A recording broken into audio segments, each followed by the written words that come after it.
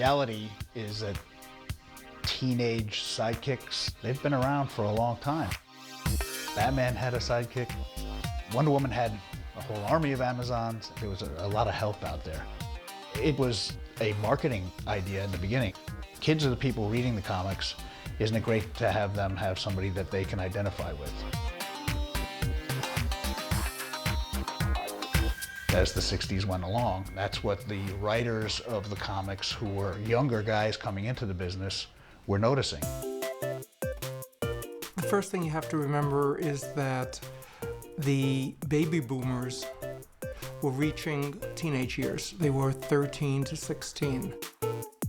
Here comes the Teen Titans, and they're about 15 to 16 years old. So for the first time, we actually have heroes that are matching the age of the readers.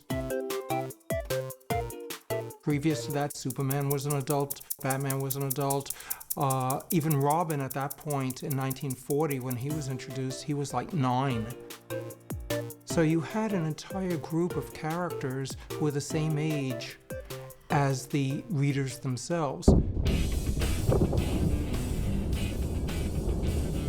When you get the snapshot of American history during that period of time, the Titans are really becoming a true force during the Cultural Revolution of the 60s. Then add to that the fact that the kids, the teenagers, were starting to rebel a little bit. They had already seen by 1964, which is when the Titans was created, the death of a president. You know, they're looking around and seeing that the world's really messed up and that it had spun out of control and that they felt like they needed to regain some sense of breaking out of the norm. And they started to question where things were. We were just starting the war in Vietnam in the early days. There were only a few people there, so it wasn't on the radar, but there were questions that were being asked. And as you're getting more teen empowerment, youth involvement, these Teen Titans are getting a little bit older and much more aggressive in their opinions and creating their own points of view that are clearly counter to what their mentors might perceive. This was a very different generation. This was a generation raised on television that had never existed prior to it, and they were separating themselves very quickly from their parents. The success of the Justice League, people realized there was a void that needed to be filled. The Titans fills the void of kids being kids. It provides a human element to superheroes that Justice League doesn't quite cover. And right off the bat, Teen Titans was a very popular book.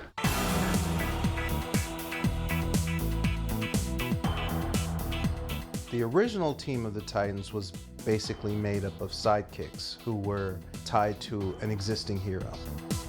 The first Teen Titans story was not even called Teen Titans. It was just Robin, Aqualad, and Kid Flash in an adventure. You got these 3 kids that were really being mentored by DC's greatest heroes, and in this story, the 3 kids band together. So they all were in the shadow of a bigger hero, a more popular hero. And so a lot of their early stories revolved around them breaking out of that shadow. Teen Titans went out of their way to say we're independent. They weren't going to the Justice League for help every issue. They didn't say, well, you know, this is just a kid's story. They were treating them the same way the Justice League was treated. If the characters were treated as realistically as the writers were capable of doing at the time, then the readers wouldn't feel that they were being made fun of. The Teen Titans comic books of the 60s and 70s dealt with a lot of current issues. Often the story would start out with the Titans just showing up in some town, and the town is dealing with bigotry or some sort of social issue. They dealt with drug addiction and delinquency and issues of empowerment. Teen Titans had Speedy in it, and he certainly had gone through his drug problem. So once you start to realize that your readership is older, you start writing stories to that. I think Stan did that with Spider-Man, and certainly DC did with some of the Teen Titans work and some of the other books that were coming out at the same time. The whole idea of teen angst was very prevalent in the Titans comics. Again, the idea of them pulling away from their parents, getting away from the status quo, and trying to forge their own identities, and that creating a sense of angst and confusion. If you are put in a position of wielding some power, it's easy to abuse it, it's easy to go wrong, it's easy to make a mistake and really do some harm. So the angst that comes with that, the pressure to do right, the pressure not to screw things up, that kind of stuff is something that every reader deals with, not just teenager readers.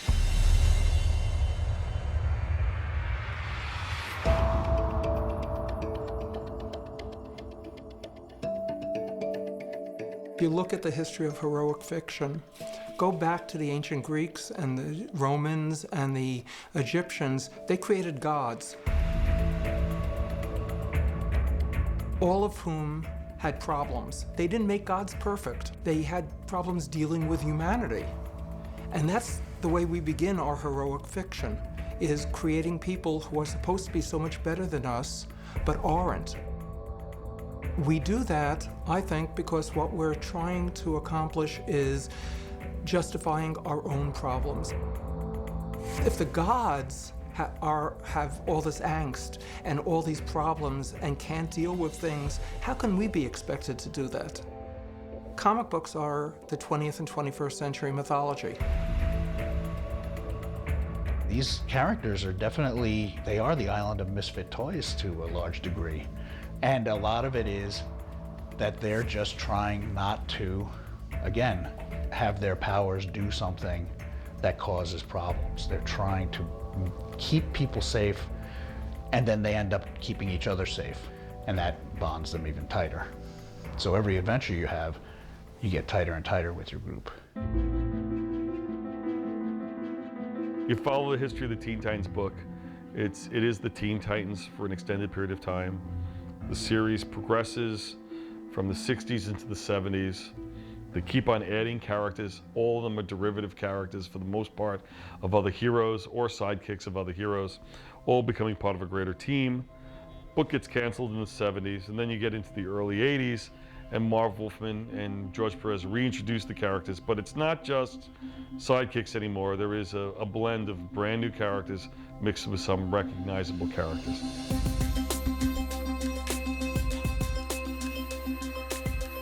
When I did the Titans, there had been 2 previous runs of the Titans. I came in and with a very passionate viewpoint of what I wanted to tell, the stories I wanted to tell. I had to convince DC to do the Teen Titans as a comic again because the last one didn't do that well. So we had to say, we'll do it better.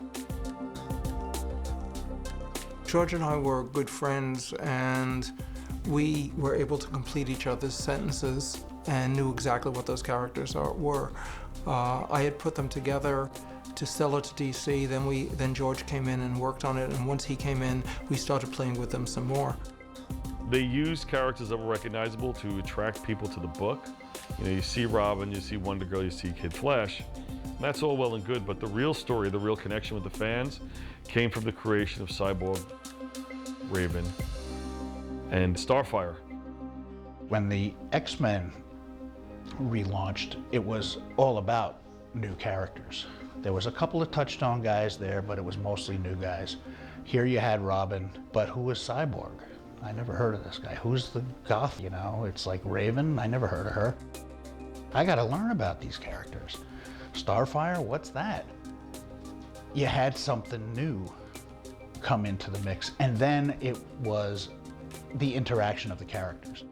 And the stories became about people.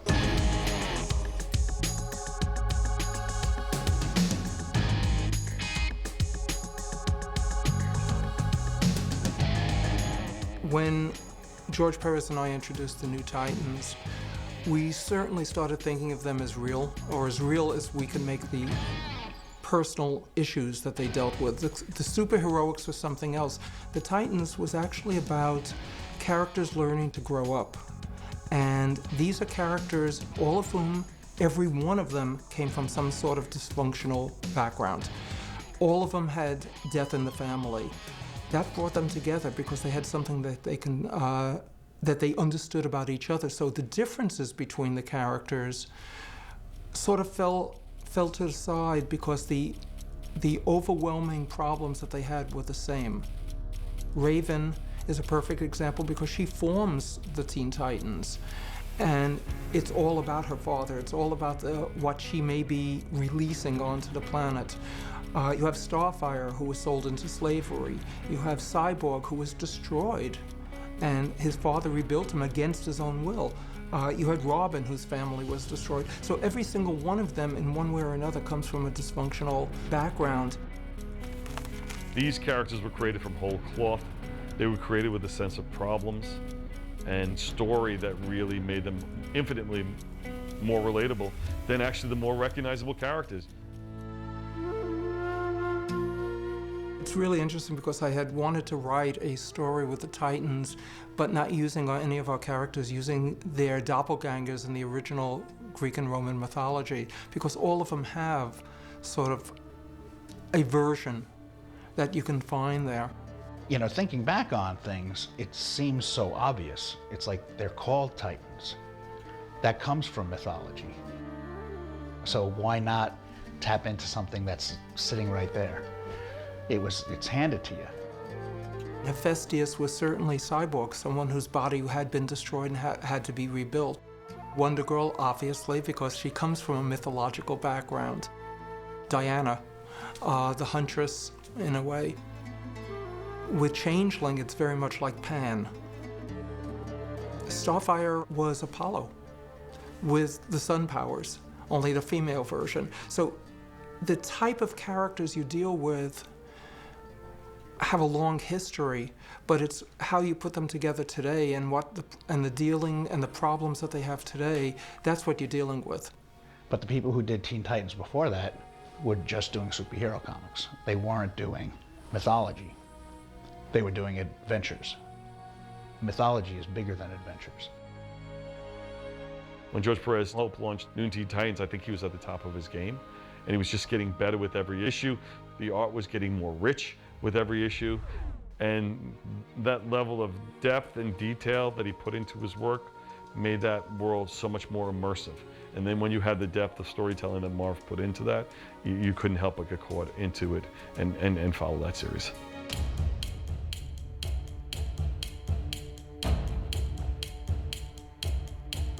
Well, I think the Judas Contract was the story that really showed people that they could be surprised. In terms of me, and in terms of the book, the Judas Contract was a point where the Titans, for the first time, death is pushed in their faces, and nothing they can do can change it. And it wasn't just for shock value, it was actually emotional value. It was devastating, and it was devastating for each of the Titans on different levels. But it showed that you could mix it up, and you owed the audience that ride. And I do think that that may have changed the way other people approached their stories after that. Now they're being shown that the world is a little bit more subtle than they thought it was. That they can't just come in, beat up somebody, and everything's going to be good from that point, because you don't know what's out there. And I don't know if it was a good thing or a bad thing to have them confront reality, but that's certainly where that story, as I was plotting them, took me. Judas Contract definitely helped reset the tone of anything can happen in Teen Titans in particular, but it also showed the ongoing series creators that they could mix it up and they could surprise people, and they should be doing that. Titans really showed that even the ongoings need to have some kind of a, kick in the pants every now and then. And post that, those characters really start to take off in new ways. And on top of that, I think that's when we start to drop the word teen and the word Titans really becomes more prevalent. And then it becomes a Titans book. It really is about the adults now who were once teens and who are now adults. They tell their own story moving forward, and that continues in place for quite a period of time after that. The thing is, again, with the parent and child, if the parent does his job well, the child eventually becomes independent and competent, and then there's always that point where the parent isn't quite ready to let the child go. And so when the Titans become full-fledged heroes in their own right and do things their own way, they bump heads with the Justice League. Batman or Green Arrow or some of the other characters had to at least now take these people as adults. They're no longer their kids. They no longer can order them around. They can no longer tell them, this is the way it should be done, listen to me, I know better. It echoes what the person reading it is going through. And so you grow with the book and you grow with the show. One of the brilliant things that J.K. Rowling did in Harry Potter is each book didn't keep their characters the same age. They aged with the readers. So the characters will age, but you still have to always remember the fun story. It is still a big fun comic, and you just try to give it some underpinning there so that over a period of time, 10 issues, 20 issues, 30 issues, you see some growth. If you go back and look at some of the Titan stuff now, it might feel a little dated, but it's 30 years later. It should feel dated. It was not dated when it happened, but now 30 years later, something else is relevant. Something else is going to be the right voice for the Titans. It can always come back with a new point of view. Now we flash forward or backwards, depending on where you're sitting, to the moment in time where Jeff Johns steps in and goes, I want to reinvent Teen Titans.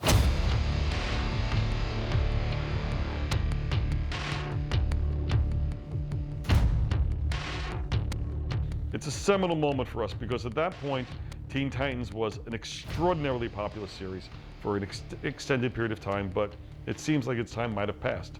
That the word teen didn't seem to have that level of importance in the title. And Jeff really felt strongly about making sure the teen book mattered again. Created a team that really was an interesting blend of characters. Put Tim Drake in the lead, where Robin always felt like it should be in the lead.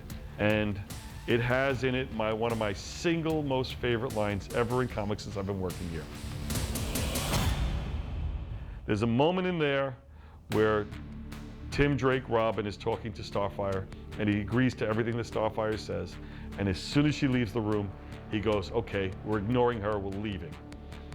And everybody looks at him and he goes, wait a minute, did you just lie to Starfire? And Tim Drake turns around, cuts a hole in the window, goes, I lied to Batman. And he jumps out the window.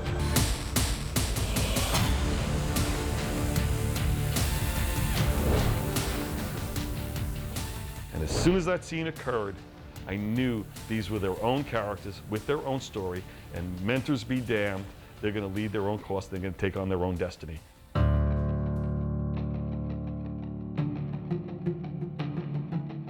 These are people trying to do their job. Their job is to help others. Their job is sacrificing their own time, their own lives in many ways, their own freedoms to help others to be better than is expected of them. The mix of personalities, I think, is more important than just making sure you have touchstones to every generation. And when Marv created a team and Jeff created teams, they went back and they found the right mix of characters and personalities.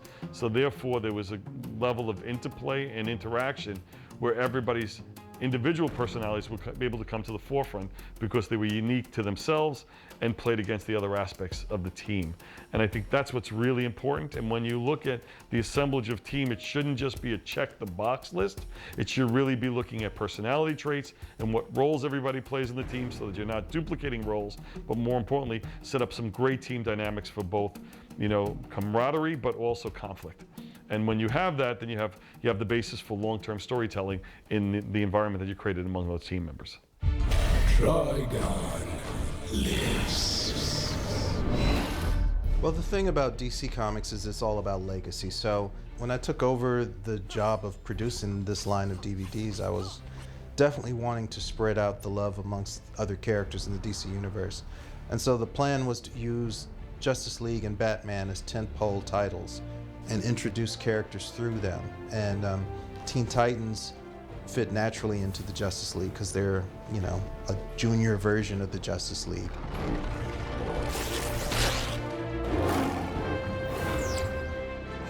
It gives you a whole new set of characters to spin new stories off of. And so, you know, I'm hoping we'll have a whole line of Teen Titans movies in addition to our Justice League and Batman movies. You know I'm not meant to be here at this stupid school. I was groomed for a higher calling. My grandfather's. I know all about your grandfather.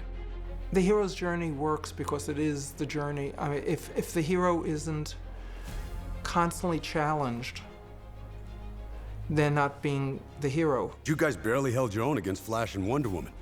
And that's without Superman being on deck. He shouldn't be a problem. Yeah, right. Like you got a way to take out Superman. You have to keep the characters moving and keep them apart because the minute they solve their problems, the drama is over, the story is over.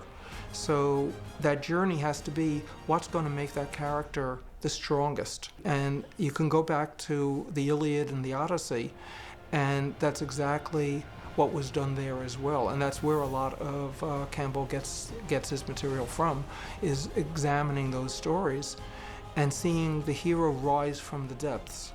Because if they don't rise from the depths, they become the villain, or they become useless and they're not the hero.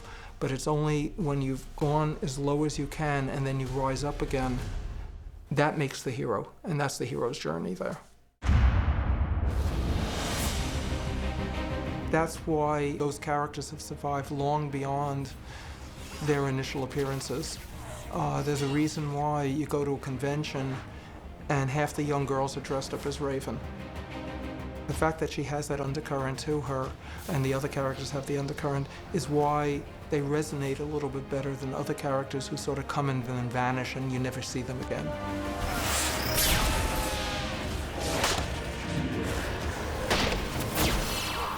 I want whoever takes on the book and recreates the book in one fashion or another to care about it as much, to have a viewpoint that they want, that they have characters that they want to explore, and find a new way of telling the story for the modern audience.